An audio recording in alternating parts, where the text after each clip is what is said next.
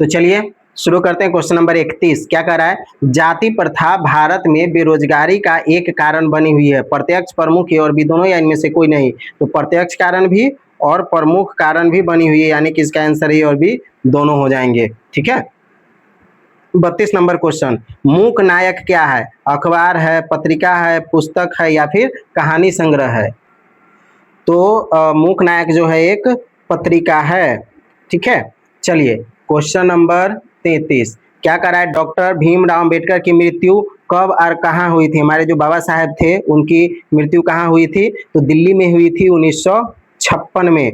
ठीक है, उनकी मृत्यु 1956 में हुई थी और दिल्ली में हुई थी। चलिए क्वेश्चन नंबर 34 देखते हैं, डॉक्टर भीमराव अंबेडकर का जन्म कहाँ हुआ था। इनका जो है जन्म कहाँ हुआ था, तो कब हुआ था, क्वेश्चन पढ़ने में मिस्टेक हो गया। डॉक्टर अंबेडकर का जन्म कब हुआ था, तो 14 अप्रैल को इनका जन्म हुआ था 1891 में, यानी कि डी ऑप्शन इसका आंसर हो जाएगा। बाबा साहेब का जो जन्म हुआ 14 अप्रैल 1891 में और उनकी मृत्यु हो गई 1956 में।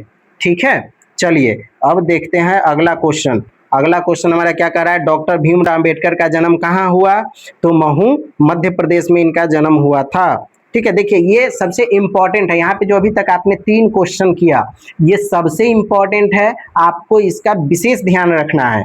जैसे कि बाबा साहेब अंबेडकर का जन्म कहाँ हुआ, तो महू मध्य प्रदेश में। कब हुआ, 14 अप्रैल 1891 में। उनकी मृत्यु कब हुई, 1956 में। उनकी मृत्यु कहाँ हुई, दिल्ली में। ठीक है। तो एक ही यहाँ पे ये ऑब्जेक्टिव मोस्ट इंपॉर्टेंट है।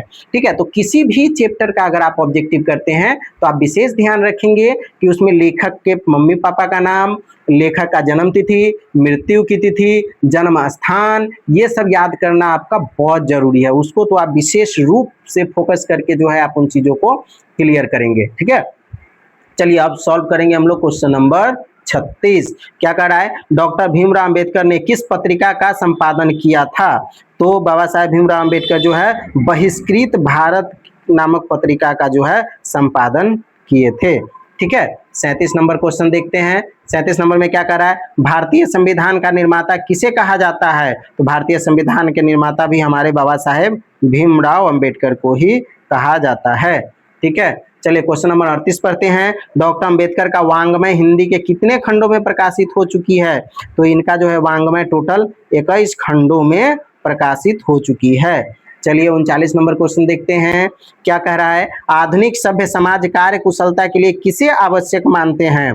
तो वो जो है सभ्य समाज श्रम विभाजन को कार्य कुशलता के लिए आवश्यक मानते हैं।